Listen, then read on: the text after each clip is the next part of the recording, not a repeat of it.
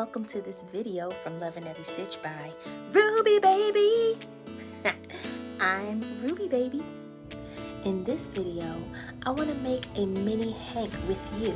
It can be a keychain, it could be a stitch marker, it could be earrings, it could be a necklace, it can be a zipper pull, and we're going to make it together, okay? So here we go. What you'll need for this project is category 1 superfine yarn. So it could be thread, it could be sock yarn, anything that's category 1. I'm using jewelry pliers. I'm using a small crochet hook. This is a 4mm G hook, a pair of scissors.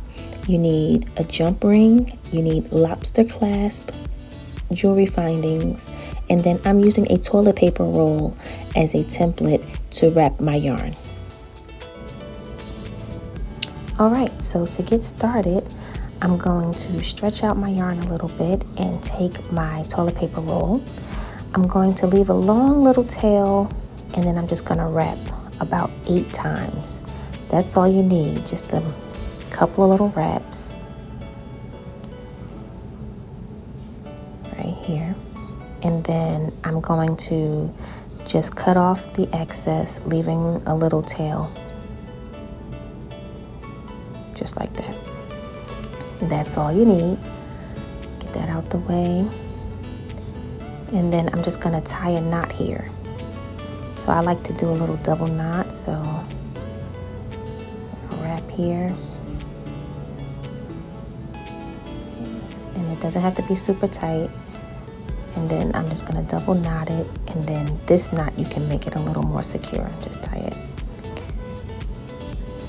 And then I'm going to pull the yarn off of my template. So I'm just going to use my crochet hook to just pull them all off, just like that. And then I'm just going to hold the end where my knot is, just hold it at the end to keep that hole open, and then I'm just gonna wrap, and wind. So I'm winding the yarn until I have a taut spin. And see, it's just a little starts to buckle on itself just a little. That's when you know you've had enough. And then I just insert the other end onto my crochet hook, and I just stretch and pull and just make my skein or my hank. And then what I'm going to do is I'm going to pull that loop, kind of like a puff stitch. You're going to pull those yarns through each other. And then I'm going to take one yarn end and pull it through. So I have a yarn end on each side, just like that. And then I'm just going to tie it to secure it. Just like that. Little double knot here. And tie it, secure it tight, just like that. Now I'm gonna cut off the excess, but at this point I want you to do as I say, not as I do. I normally weave that tail down into the skein a little bit and then cut it, but for some reason, I don't know why, I just cut it just now like that. But just leave a little tail, but now I actually have to use fabric tack or fray check to secure that knot, and I will do that off camera. But at this point, we're gonna just take the jump ring, we're gonna open that up with our pliers, just split the ends apart, and we're gonna feed it into that loop of thread that we had. We just feed it into the loop that's on the top.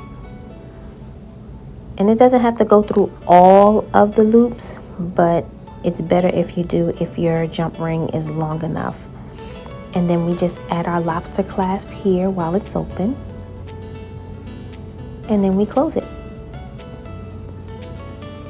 Just like that. Close your jump ring, make it secure and tight. And there you have it. That's all there is to it. Now we have a cute little mini hank that we can use as a stitch marker. See, wasn't that so quick and easy?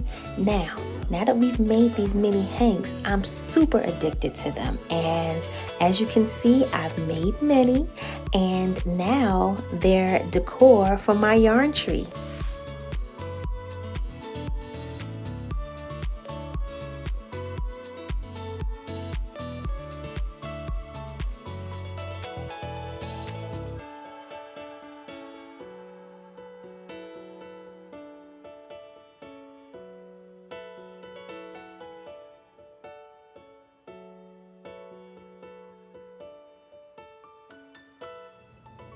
Oh, and if this is your kind of content, I ask that you smash the like button and share if possible. And if you're interested, consider subscribing and hit the notification bell. Okay? Thank you.